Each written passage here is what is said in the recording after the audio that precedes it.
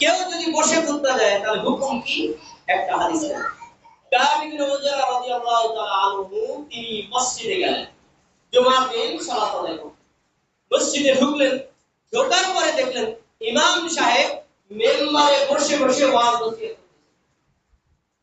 যখন তিনি মেম্বারে বসে বসে নসিহত করতেছেন এই দৃশ্য দেখলেন, তখন তিনি একটা বাক্য বলেছেন উপস্থিত মুসল্লিদের। মুসল্লিদের বলেন, উনজুরু ইলা হাযাল খাবিস ইয়াখতুবু কাঈদান।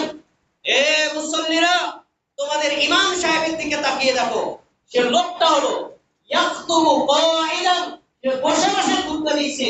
অথচ লোকটা কি? হাযাল খাবিস, এই লোকটা নিকৃষ্ট, নরাধম, পাপিষ্ঠ, সে বসে বসে খুতবা দিচ্ছে। অথচ আল্লাহ বলেছেন, আল্লাহ নবী দাঁড়িয়ে খুতবা দিয়েছেন। হাদিসে স্পষ্ট উল্লেখ করা, আল্লাহ রাসূল দাঁড়িয়ে খুতবা দিয়েছেন। তো রাসূল দাঁড়িয়ে খুতবা দিলেন, ও বসে খুতবা দিচ্ছে, ও একটা নিকৃষ্ট, নরাধম।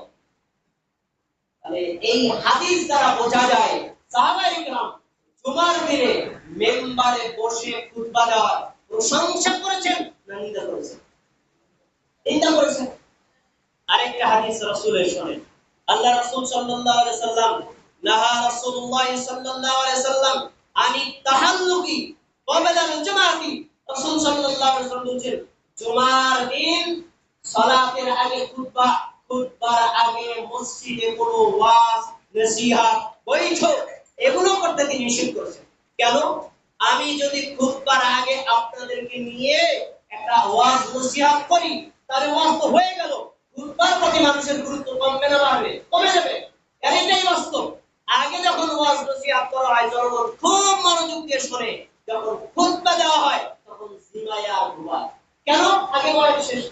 এজন্য তিনি নিষেধ করেছেন, জুমার দিন খুতবার আগে আর কোনো ওয়াজ নসিহত বৈঠক কোনো কিছু করা যাবে না। খুতবাই ওয়াজ, খুতবাই নসিহত, খুতবাই বৈঠক, খুতবার আগে কোনো কিছু করা এটা বিদআত। এবার বলেন, আমাদের দেশের মসজিদগুলোতে খুতবার আগে ওয়াজ, খুতবার আগে নসিহত, খুতবার আগে ইমাম সাহেব মেম্বারে বসে বয়ান করে নাকি করে না?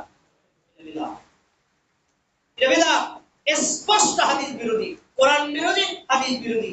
আপনি যদি এই জুমার দিনে ওই সকল বেদাতে মসজিদে সালাত আদায় করতে যান, আপনি নিজে এই বেদাতে অংশগ্রহণ না করলেও পরোক্ষভাবে আপনি বেদাতের সমর্থক। পরোক্ষভাবে আপনি সমর্থক। আপনি মসজিদ কমিটির সদস্য, আপনার ইমাম সাহেব বেদাত করে, আপনি কিছু বলেন না। আপনি মসজিদ কমিটির দায়িত্বশীল, আপনার ইমাম বেদাত করে, কিছু বলেন না। আপনার মুয়াজ্জিন বেদাত করে, আপনি কিছু বলেন না। আর আপনি সেই মসজিদে সালাত আদায় করেন, পরোক্ষপক্ষে আপনি বেদাতের পরোক্ষ সমর্থক। এতে আপনি কোনোদিন এড়াতে পারবেন না। এজন্য এই সকল বেদাতগুলোকে বর্জন করে সুন্নাত সম্মতভাবে খুতবা দেওয়া আর খুতবা শোনা, জুমার সালাত আদায় করা আমাদের জন্য। আরেকটা পয়েন্ট আমি বলি, আমি আজকের আলোচনা শেষ করছি, খুতবা লম্বা হবে এজন্য। আমি বেদাতগুলোর ভাগে ভাগ করেছি। এই জুমায় অর্ধেক, আরেকটা জুমায় বাকি অংশ হবে। খুব মনোযোগ দিয়ে আমার লাস্টের পার্টটা শুনতে হবে। রাসূল সাল্লাল্লাহু আলাইহি সাল্লাম জুমার দিন খুতবা দিয়েছেন, হাদিস আছে। সাহাবায়ে কেরাম খুতবা দিয়েছেন, হাদিস আছে। তাবিঈগণ খুতবা দিয়েছেন, হাদিস আছে। মানে এতটুকু উল্লেখ করা, ইয়া খুতবা দিতেন। খুতবা মানে কি? ভাষণ দেওয়া, বয়ান করা, বক্তব্য দেওয়া। আমাদের দেশের মসজিদগুলোতে কোন ইমাম খুতবা দেয় না। কি করে দেয়? খুতবা পড়ে পড়ে শোনা। খুতবা পড়ে পড়ে শোনানো এটা বিদআত। কিভাবে? আমাদের দেশের মসজিদগুলোতে ওই 200 বছর আগে আশরাফ আলী থানভী রাহিমাহুল্লাহ তিনি খুতবা বলে লিখেছেন, ওইটা পড়ে পড়ে শোনায়। 100 বছর আগে কোন এক পীর সাহেবের এক খাদেম একটা বই লিখেছেন 12 জালদের খুতবা, এই খুতবার বইটা পড়ে পড়ে শোনায়। অথচ রাসূল সাল্লাল্লাহু আলাইহি ওয়াসাল্লাম খুতবা পড়ে শুনিয়েছেন, কোথাও উল্লেখ নাই। সাহাবায়ে কেরাম খুতবা পড়ে শুনিয়েছেন, কোথাও উল্লেখ নাই। সর্বোচ্চ এতটুকু হতে পারে, খুতবায় আমি মুসল্লিদের শিক্ষা দেওয়ার জন্য যে পয়েন্টগুলো বলবো সেটা নোট আকারে একটা লিখে রাখতে পারে, কিন্তু তাও পড়ে পড়ে শোনাতে পারবে না। এই যে আমার কাছে যে নোটটা আছে, আমি যদি আজকে আপনাদেরকে দেখে দেখে পড়ে পড়ে শোনাই, তাহলে এটা খুতবা হবে না, বরং খুতবা পড়ে শোনানো হবে। রাসূল সাল্লাল্লাহু আলাইহি ওয়াসাল্লাম, সাহাবায়ে কেরাম কখনো এভাবে খুতবা পড়ে পড়ে শোনান নাই।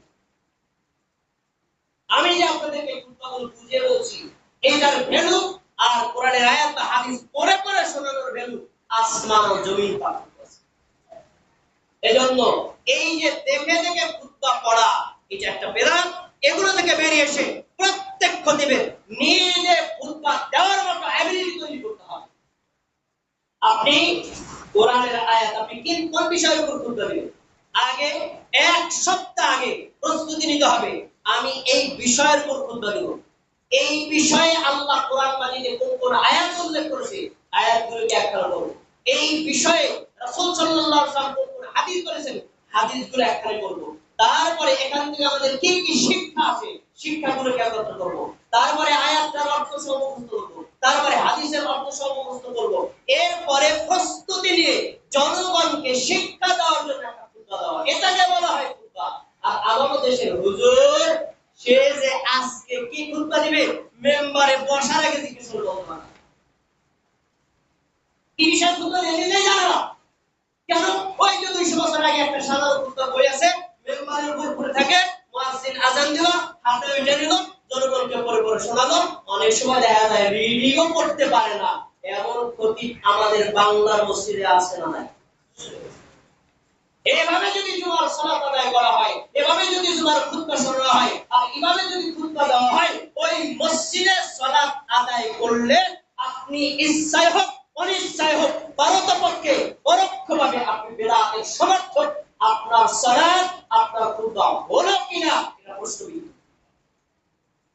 তাই আপনাদেরকে অনুরোধ করে বলবো, ভাই 5 ওয়াক্ত সালাতে আপনাদের এখানে আসতে আমি বাধ্য করতে পারি না, কারণ দূরে দূরে থাকেন, অসম্ভব। আল্লাহর কাছে ওযর দিতে পারবেন, কিন্তু জুমার দিন তো সম্ভব। অতএব কোনোভাবেই বেদাতি মসজিদে বেদাতি ইমামের পিছনে জুমার সালাত আদায় করার চেষ্টা করবেন না। একান্ত ঠেকা হলে আল্লাহু আ'লাম, আল্লাহ আপনার ওযর দেখবেন। কিন্তু আপনি যদি জুমার দিনে বেদাতি মসজিদে আপনি জুমার সালাত আদায় করেন, পরোক্ষভাবে আমি তালিকা করেছি জুমার দিন কমপক্ষে 22টা বেদাত হয়। এই 22টা বেদাত করে আপনার সালাত কিভাবে কবুল হবে, 22টা বেদাত করে আপনার জুমার খুতবা কিভাবে কবুল হবে, আল্লাহর কাছে আমি প্রশ্ন রেখে দিলাম। আল্লাহ রাব্বুল আলামিন আমাদের সবাইকে কমপক্ষে জুমার দিনে এই ভয়ঙ্কর বেদাতগুলো বর্জন করে সুন্নাত সম্মতভাবে জুমার সালাত আদায় করার তৌফিক দান করুন। আমিন। إن الحمد لله نحمده ونستعينه ونستغفره ونؤمن به ونتوكل عليه ونعوذ بالله من شرور أنفسنا من يهد الله فلا مضل له ومن يضلله فلا هادي له وأشهد أن لا إله إلا الله وأشهد أن محمدا